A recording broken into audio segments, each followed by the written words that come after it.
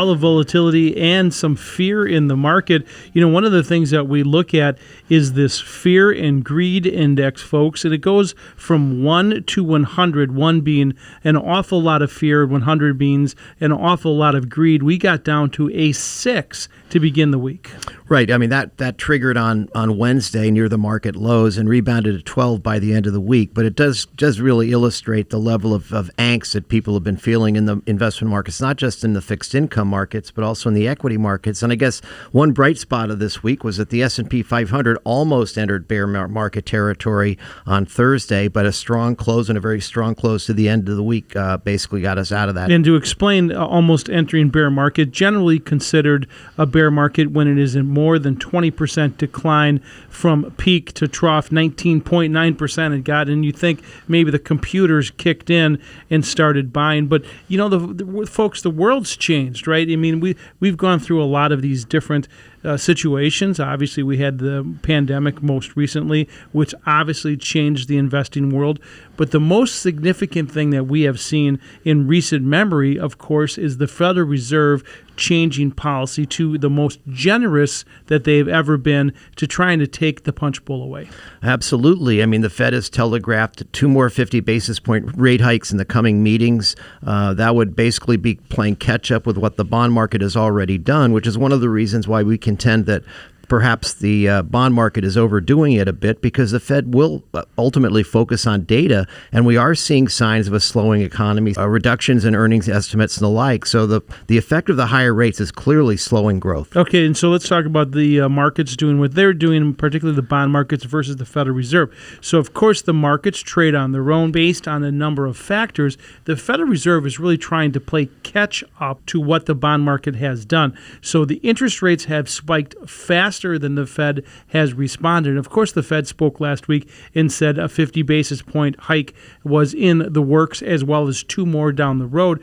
But what they did do, of course, is they took a 75 basis point hike off the table, which was interest to the markets, and it was kind of a violent response to that. Well, the Fed really has a credibility problem. I mean, I think any number of times, Dave, you mentioned that you felt, why is the Fed continuing to buy mortgage-backed securities when housing prices are ripping to the upside? We're nearing 3.6% unemployment and the like. And that, with the benefit of hindsight, that clearly was a mistake on their part. So the fear is by some that they're going to try to overreact in the opposite direction, which could lead to a Fed policy error, which could tip us into a brief recession, possibly by, middle to end of this year. And that's what we're all watching. But of course, the Federal Reserve was late to reaction. And again, they went from their most generous monetary policy in history to taking this away.